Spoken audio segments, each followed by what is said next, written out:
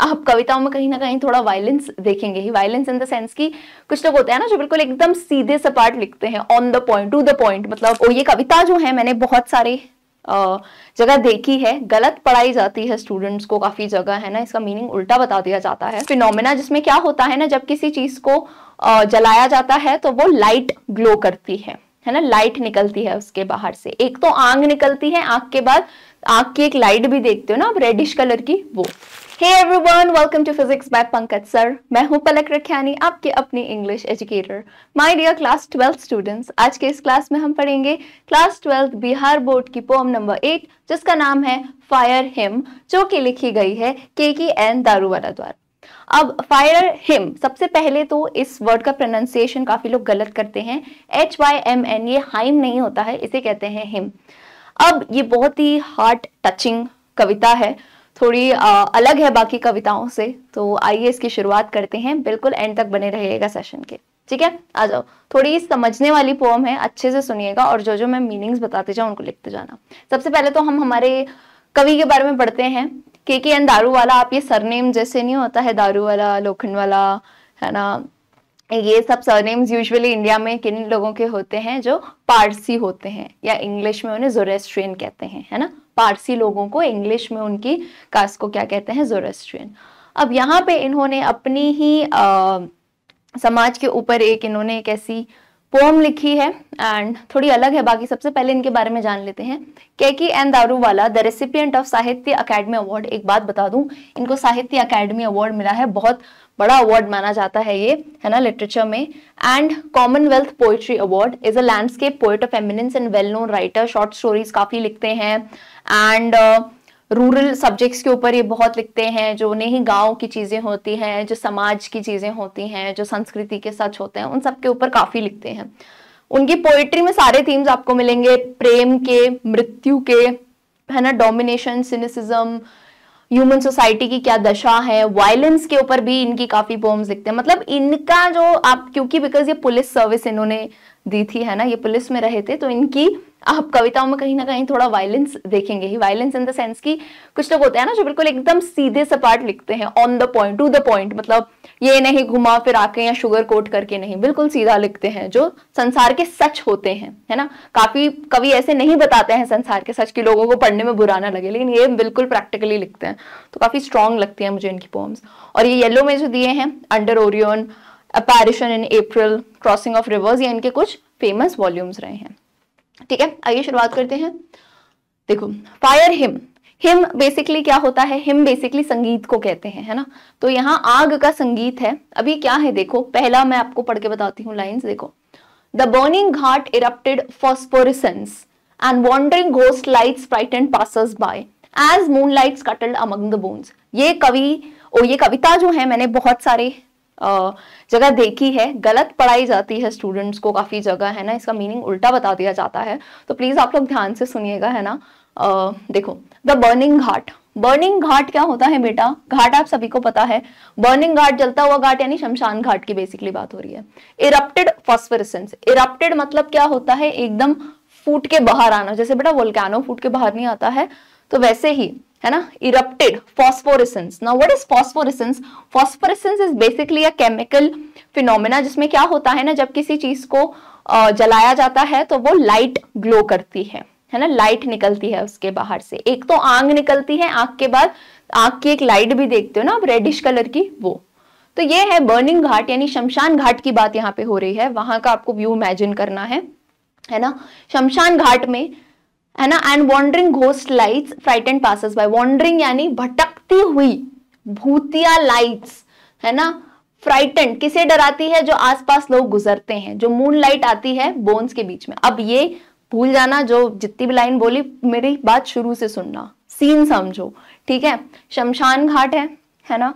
अब क्या होता है कि शमशान घाट में जैसे अब आप जो अंतिम संस्कार करते हो, जो बॉडी है उसको जलाते हो, डेड बॉडी होती है ना, डेड बॉडी को जलाते हैं, यूजुअली दिन के टाइम में होता है ये सब, है ना, दिन के टाइम में, एंड दिन के टाइम में होता है। अब यहाँ पे सीन कहाँ का है, नाइट का, तो रात तक क्या होता है, मान लो बॉडी जल रही है, अब पूरी नहीं जलती है, है ना। तो एकदम आग भी नहीं है, लेकिन हल्की सी रेड लाइट आ रही है। अब क्या है ना बेटा, जलेगी तो पूरी बोन्स एक साथ तो नहीं जल जाएंगी, कुछ कुछ हाफ बर्न्ड भी रहती हैं बोन्स।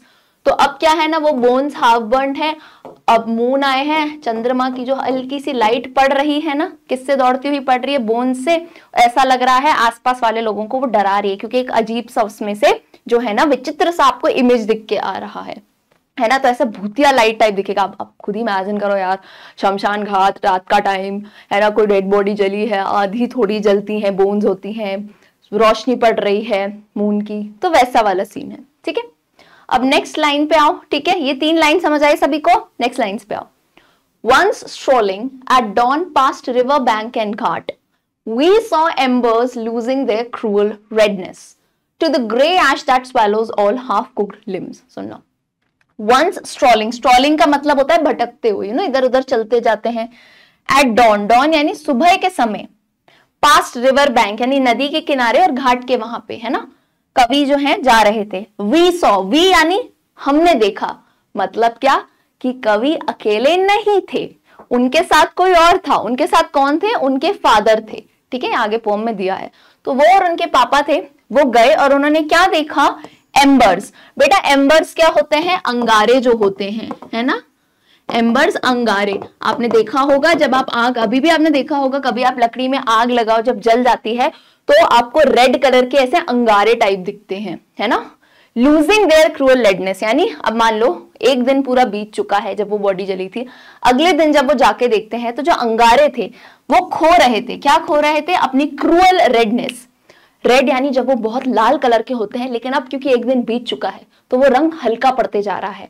और उसके ऊपर क्या आ गया है, ग्रे कलर का ऐश। आपने देखा होगा, आपने जरूर देखा होगा, है ना। आपने कभी बॉन फायर भी किया होगा, है ना, अलावा जैसे जलाते हैं, तो उसमें आपने देखा होगा, आप लकड़ी, अभी सर्दियों में जैसे नहीं लकड़ियां जलाते हैं, काफी देर हो जाती है तो लाल रंग रहता है, लेकिन धीरे धीरे उसके ऊपर ऐश, राख जमा होती जाती है ना। दैट स्वेलोज ऑल, स्वेलो यानी गटक लेती है, निगल लेती है।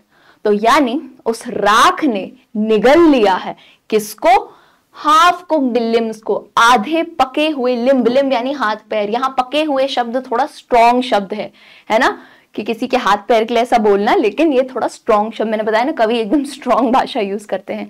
तो यानी आधे जले हुए हाथ पैर भी किसने निगल लिए, उस राख ने निगल लिए। ठीक है बच्चों, यहां तक सबको क्लियर है कि नहीं।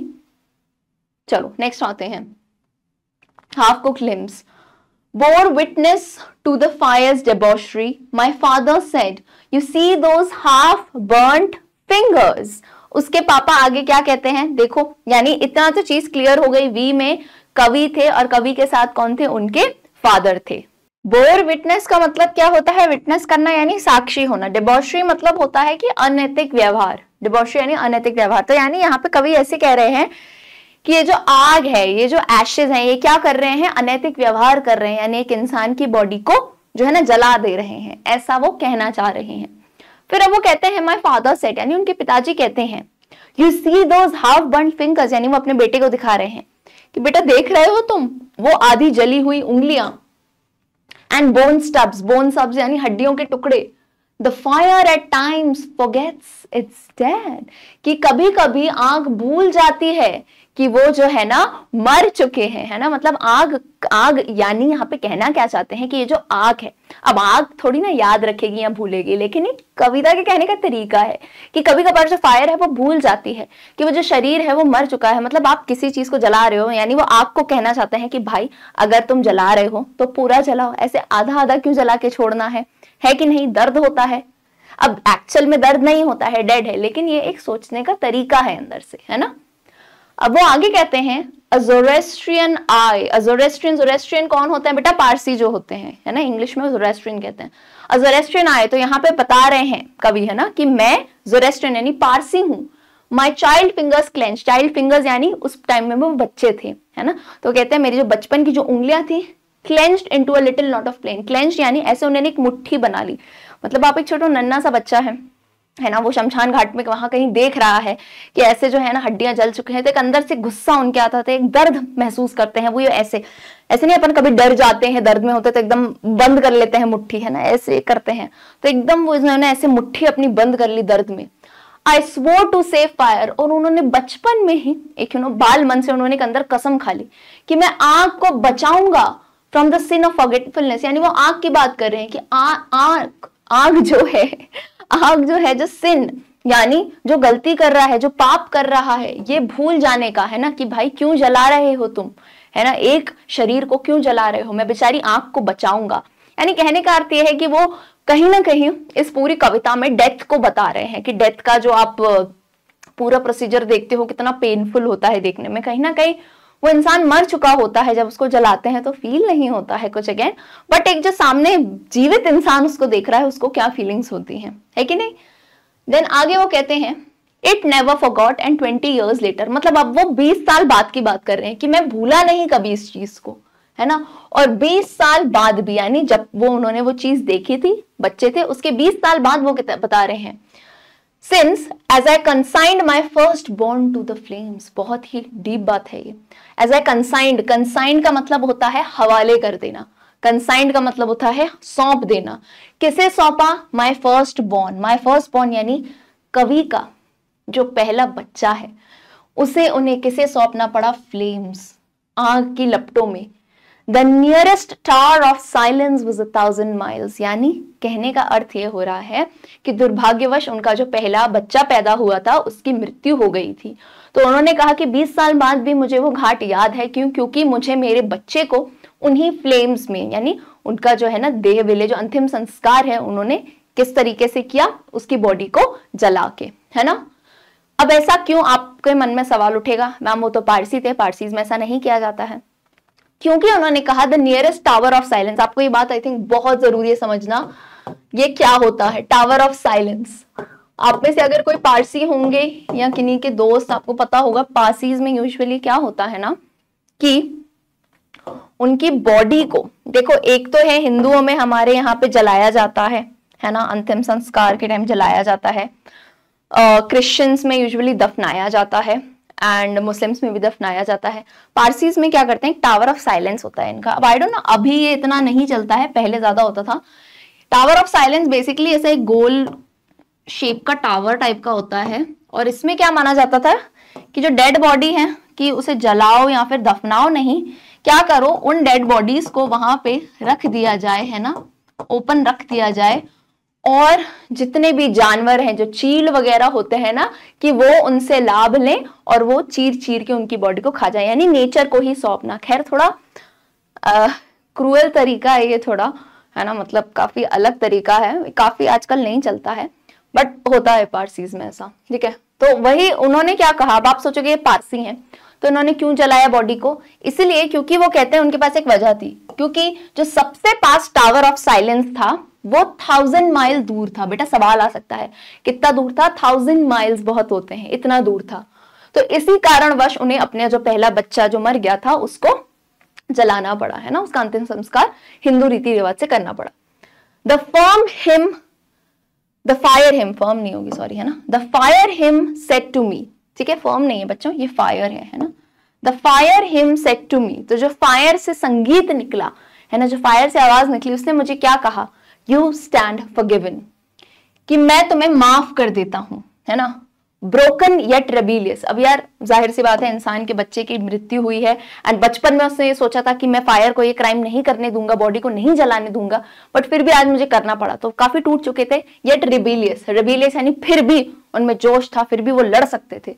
And I swore this time, अब फिर से उनने ये कसम खाई, to save it from the sin of forgiving, कि मैं आंख को बचाऊंगा कौन से क्राइम से? कि वो माफ कर देता है ना, कि उसने कहा कि मैं तुम्हें माफ कर दूं, इस क्राइम से भी मैं उसे बचाऊंगा। तो ये एक काफी अलग तरह की पोएम थी। इसमें आपको मेन कंक्लूजन क्या समझना है बच्चों? कंक्लूजन ये समझना है कि कैसे कवि ने प्रैक्टिकल होकर बिल्कुल डायरेक्ट बात की है कि कैसे जो है ना डेथ को रिप्रेजेंट किया है उन्होंने, डेथ के क्या कॉन्सिक्वेंसेस होते हैं, जो जीवित लोग होते हैं उन पे क्या गुजरती है, किस तरह से ये पूरा प्रोसेस होता है। ठीक है।